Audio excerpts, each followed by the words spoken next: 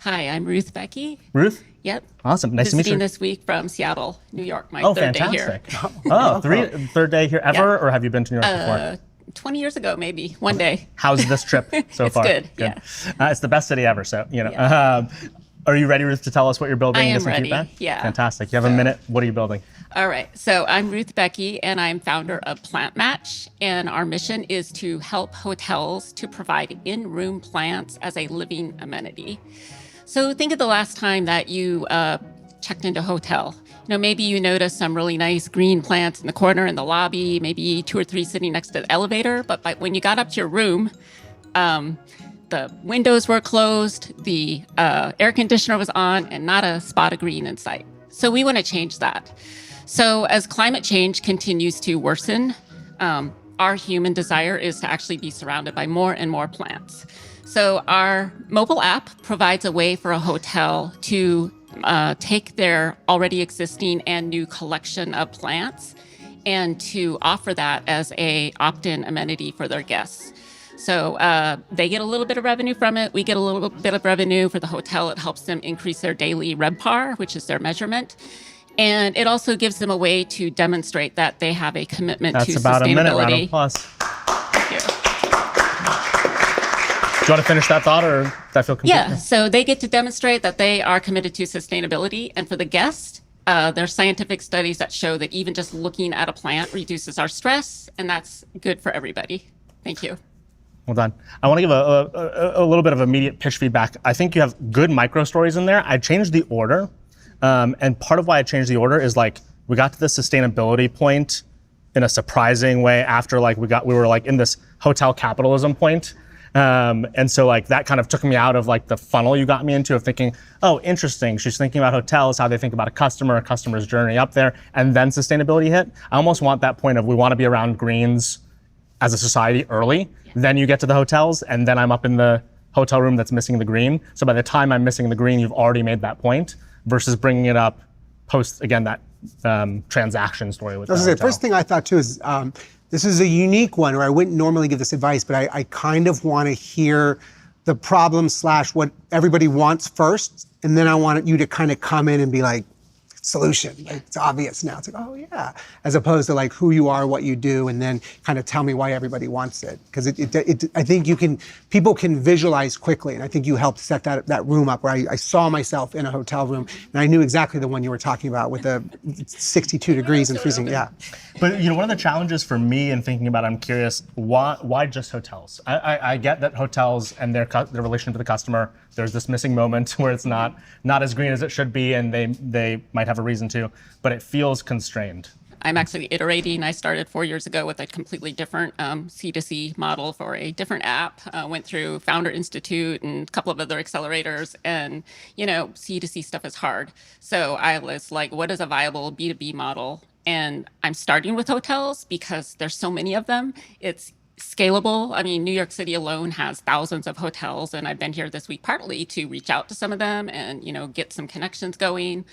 Once I do my initial proof of concept with just hotels and prove that, of course, it can be replicated in other industries, co-working spaces, co-living spaces. I even considered a employee benefit model at one point. But you have to start somewhere, right? And prove it out and get real revenue. So that's how hard what is it I'm to take care of the plants? So most hotels already hire some sort of service provider that already waters their plants in the lobby, right? The ones that just sit in the corner. It's really no different if they're already, using that same provider to take care of those plants, but add a little bit more into their collection and then take those ones in the collection and rotate them in and out of the rooms. So picture a closet with a bunch of bed sheets that somebody goes in and grabs and puts them in a new room. Now, is there going to have to be a similar closet with rows of plants? Or are we talking, hey, there's only really 20 plants and 20 rooms get access to this? What we want to do the price point at. One of my ideas is to kind of pitch it as plants are living art and put a higher price point on it. In that case, a hotel doesn't, they might have a collection of 20 nice size living plants that they put in and out of guest rooms who choose it and are willing to pay for it. but at a higher price point. So the guest has to be willing to pay Oh yeah, it's an extra opt-in for... amenity. Yeah. So there are hotels that already put a lot of investment into like one guest room is all green and everything, and the people who stay there pay a premium for that. So this is simply making it a little bit more of a hotels since sorry, not 9/11, since pandemic has struggled, right? They are right now going through a comeback, and part of what they're doing is upselling. So they're taking different amenities and offering those things as a new way to little by little get more income. So this is a living amenity. It's actually something new. You know, some hotels are letting you bring your pet. So why not have a plant in your room? It's a really simple one. A lot of ways I could go techie, add some AI features, all that. But really what I'm after is just proving out the simple model and getting the question answered. Is there a demand? Are people willing to pay money to have a plant in their room during their 3-day stay? And then of course there's the longer term, like serviced apartments,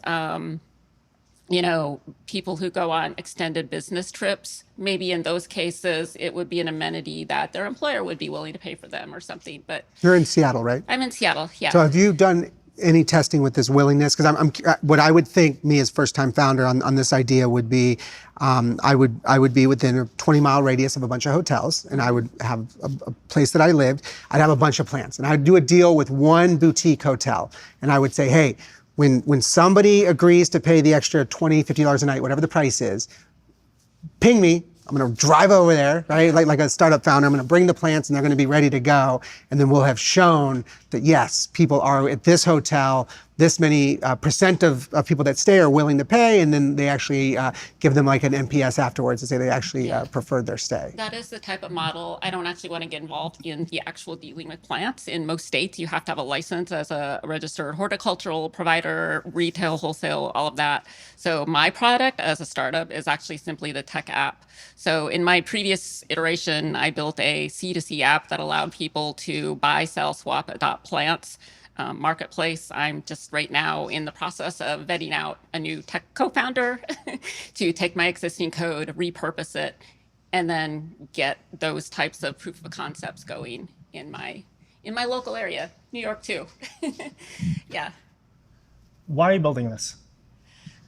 I am building this. It's nothing to do with my day job or my day career or anything. I love plants. I lived in Beijing, China for 4 years, and I just see the increasing impacts of climate change.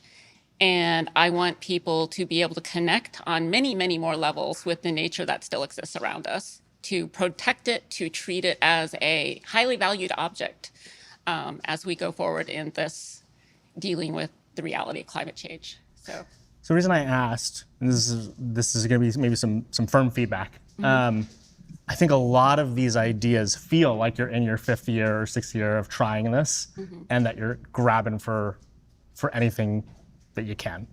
I don't think anyone, except for the most wealthy of clients, is going to pay to have it in their room at that point. I get the idea of like, there's certain suites, let's say at a hotel, they're the premium tier, but then you have to be concerned with like finding someone at a partnered hotel, and the app is there to give them that night's experience, to give them plants that day, versus just going to these hotels, going to these apartments, going to these employers directly.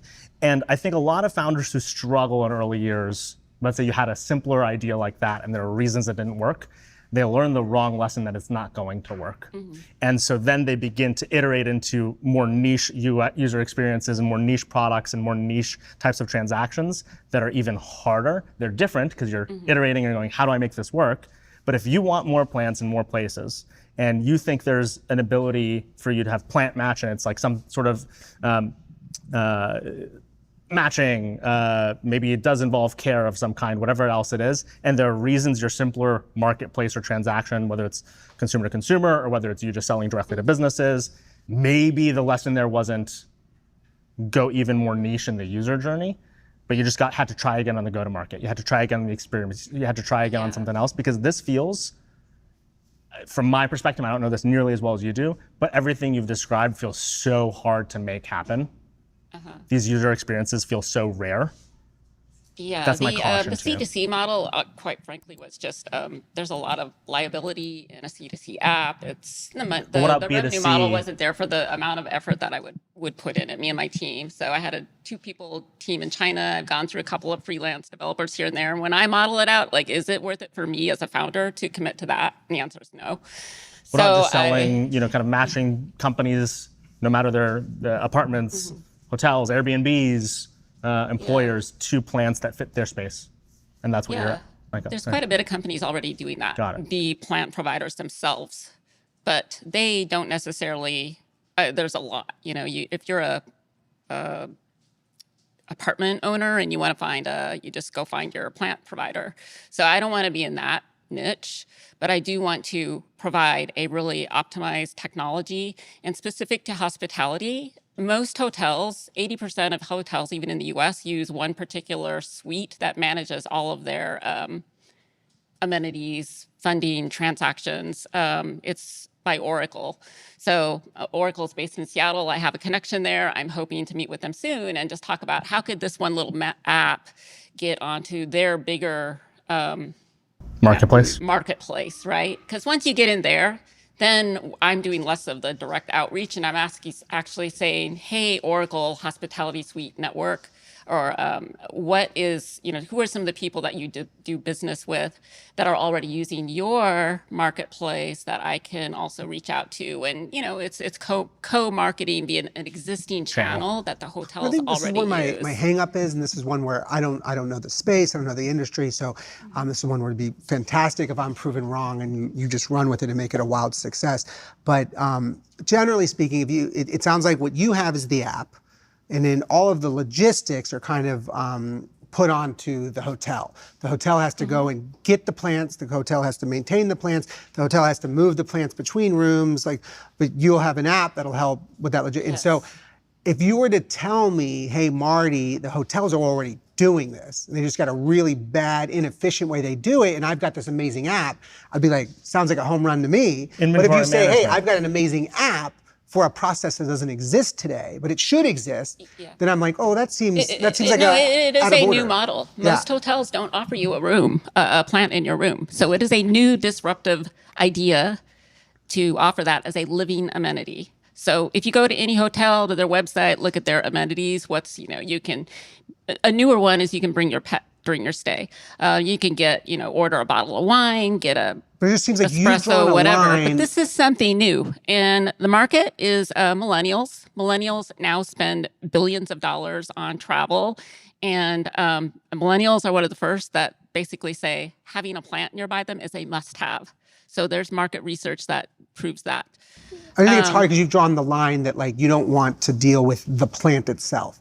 So we've got to solve for that. Someone's got to solve for that. If they already have a plant service provider, and there's a lot of big ones that do that, then, and of course I would partner with them. I would help them do the testing, vet it out. Maybe there could be some gain in them as well, right? Maybe I could figure out a way to help those existing plant suppliers to gain more business. Maybe they've never gotten into the hotel market, even though they're in restaurants and everywhere else, but they need to get into a new market as well. So it's all about connecting and making it win-win for whoever's involved. And just, the big picture is to introduce this for all of us, valuing plants as living art and an object. They're not just an object, they're a living being that we need to have near us. Appreciate you sharing your story. Thank you. Good luck. Yeah.